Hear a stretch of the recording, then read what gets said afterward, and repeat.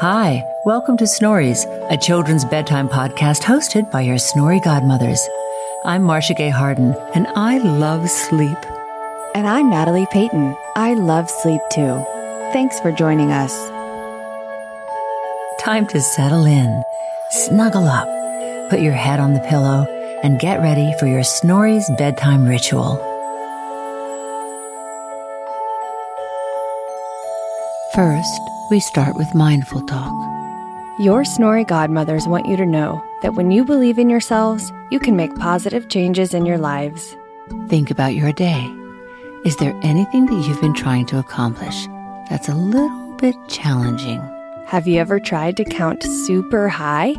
Maybe you're learning to read now. Are you exercising your imagination skills? Kiddos, we can support ourselves with positive self-talk called affirmations. Join me. Repeat after your Snory godmother, Marcia. Say it quietly or say it in your mind. But don't just say it, kiddos. Really feel it and experience the energy of the words. I am responsible. Yes, you are. I am proud of myself. As you should be. I am worthy. You are indeed. I'm a good dreamer. That is awesome, because here's your Snory science tip. Did you know that there is a super cool hormone in your brain called melatonin that helps you sleep and dream? Melatonin works the very best in the dark. So, if you want the best sleep with your brain making melatonin, be sure to sleep in a dark room. Hey, it will be like you're sleeping under twinkling stars in the night sky. I learn from my mistakes. Kiddos, learning from our mistakes helps us do better next time. During today's Snory, think about the character and how she can learn from her mistakes in Goldilocks and the Three Bears.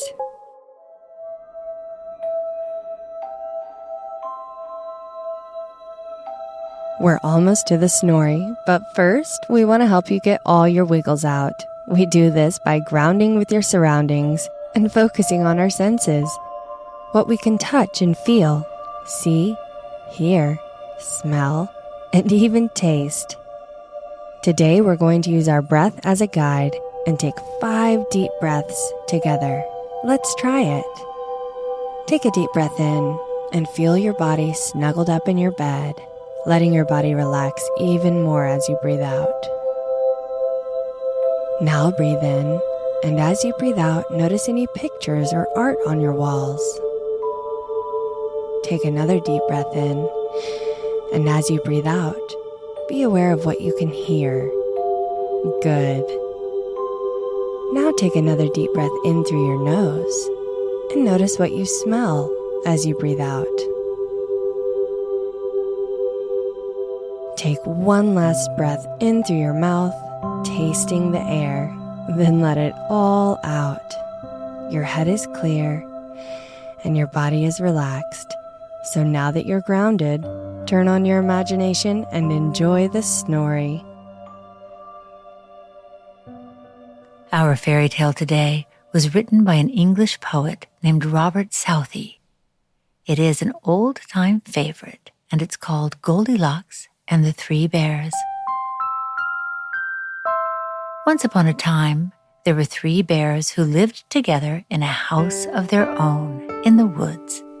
One of them was a little wee bear, that was baby bear, and one was a middle-sized bear, that was the mama bear, and the other was a great big bear, that was the papa bear. They each had a bowl for their porridge, which is sort of like oatmeal. Of course, there was a little bowl for the little wee bear, and a middle-sized bowl for the mama bear, and a great big bowl for the papa bear. And they each had a chair to sit in. A little chair for the little wee bear, and a middle-sized chair for the mama bear, and a great big chair for the papa bear. And they each had a bed to sleep in. See if you can guess it. Of course, there was a little bed for the little wee bear, and a middle-sized bed for the mama bear, and a great big bed for the papa bear. One day, after the bears had made their porridge for breakfast and poured it into their porridge bowls, they walked out into the woods while the porridge was cooling down because they didn't want to eat it too quickly and burn their mouths and spill it all over the table because they were polite, well-brought-up bears.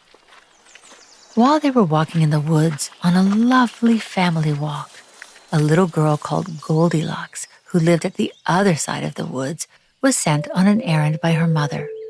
Her mother had asked Goldilocks to go out and collect some wood for the fire, but Goldilocks was a curious child, and she liked adventures and exploring things. So instead of collecting wood like her mother had asked her to do, she got distracted by the pretty flowers and the birds. She climbed a few trees, and she had fun skipping rocks in the creek. She saw an orange butterfly and chased it down the path, and suddenly she came upon a clearing and saw the cutest little house.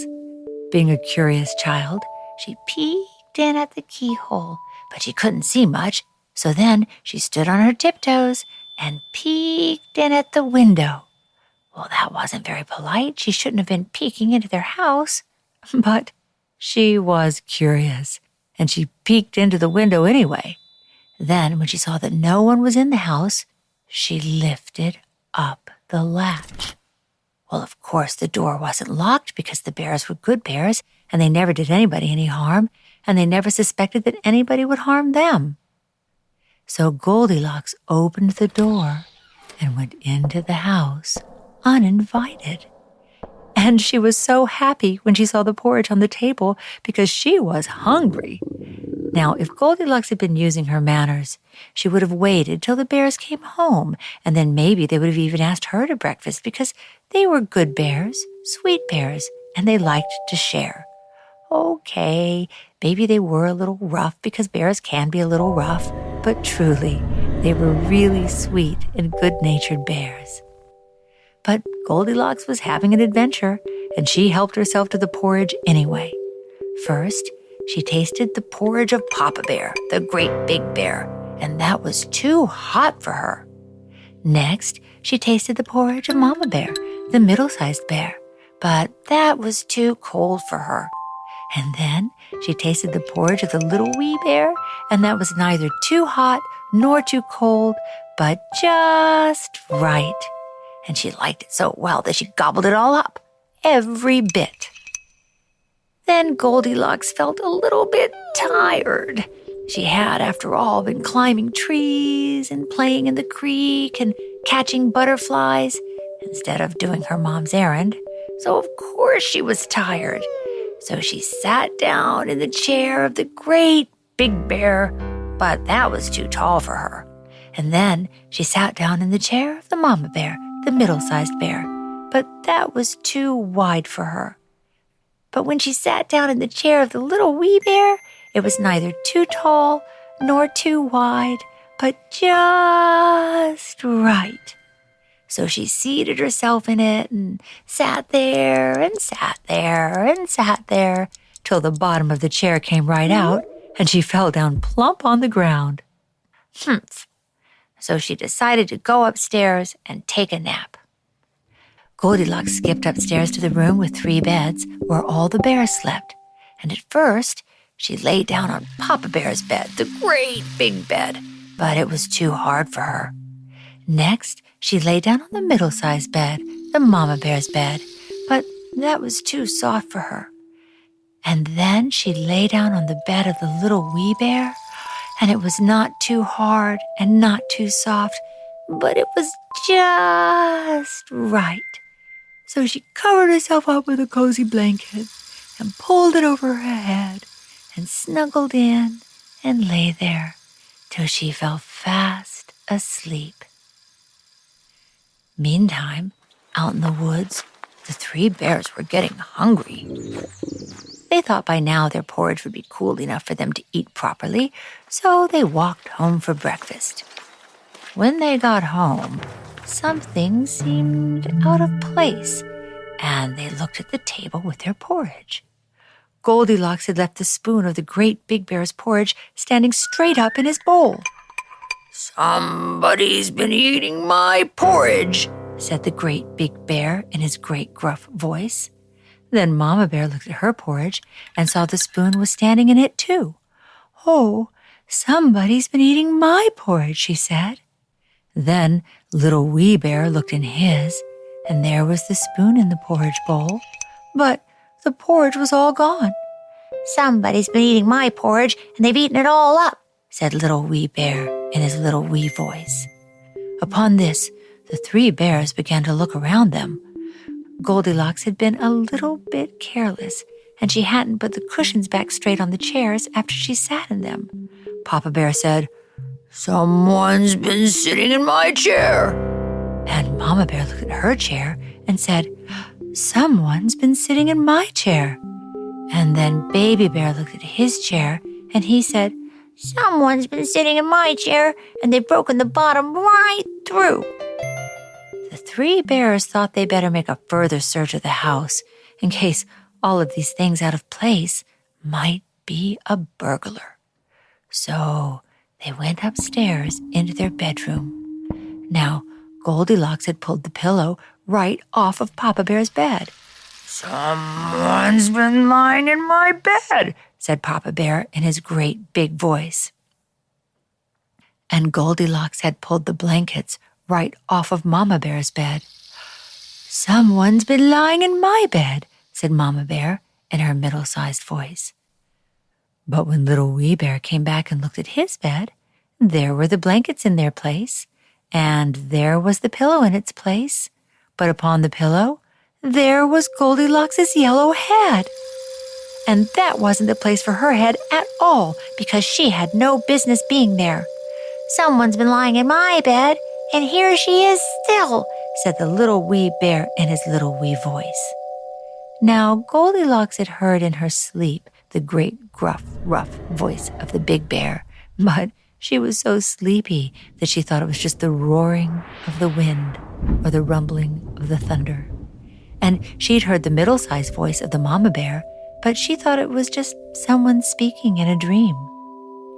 But when she heard the little wee voice of the little wee bear, it was so sharp that it awakened her at once. And she saw the 3 bears staring at her on one side of the bed. So she tumbled herself out the other side of the bed and ran to the window.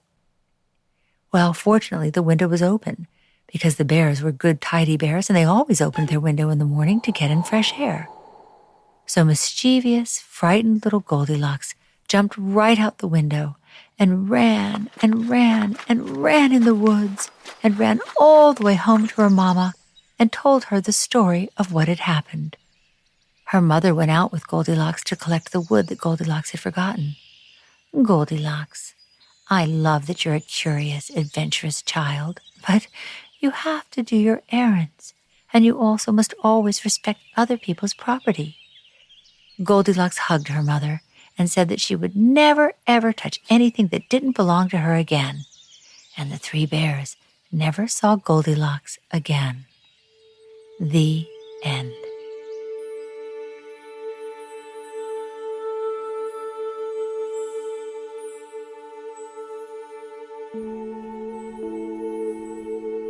Now it's time to calm your body down. Take a deep breath in through your nose, filling your tummy like a big balloon. And breathe out slowly through your mouth. Your body has done so much for you today. So we're going to scan through each of your body parts and switch them all off so they can go to sleep too. This time, let's start way down low at the base of your body with your little toes. Gently wiggle them and switch them off. Now your feet. Rub them against your sheets and switch them off. Feel your ankles, then switch them off. Breathe in Feel your weight on the bed and breathe out. Now focus on your calves and switch them off. Think about your knees who have helped your legs all day and switch them off. Breathe in and breathe out. Switch off your thighs in the front and in the back. Think about your hips and switch them off. Focus on your belly, and while you breathe, feel it rise and fall like a balloon. Now switch that off too. Switch off your chest, your shoulders, your arms, your hands.